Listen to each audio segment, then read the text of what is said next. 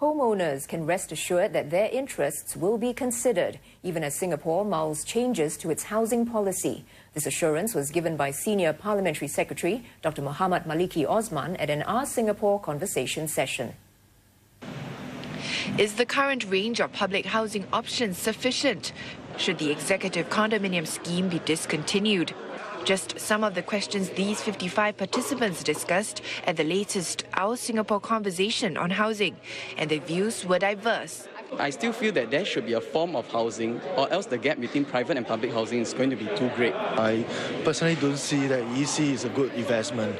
Like I say, you wait for 5 years to get your returns back, that's crazy. Even as changes to Singapore's housing policy are considered, the interests of existing homeowners must not be forgotten. Whatever we do with the pricing of the new flats, the BTO flats, will have impact somewhat later on. And we also have to be mindful of what is it that we have promised Singaporeans when we talk about home ownership.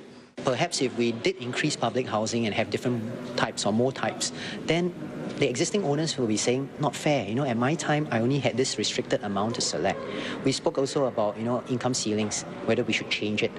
And I feel likewise, if we were to change it, then again, the people who have bought today will be saying, but I was subject to a particular income ceiling.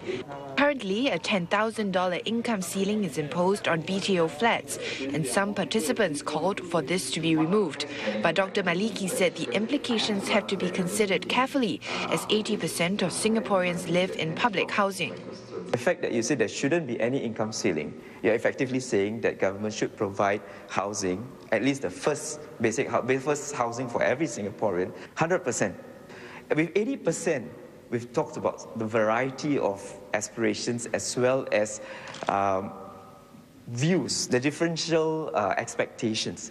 With 100%, there'll be a lot more complexities, right? Because different groups of people want different things.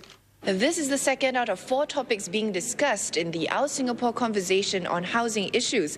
In subsequent weeks, other topics like affordability of housing and monetization options for the elderly will also be thrown up for discussion.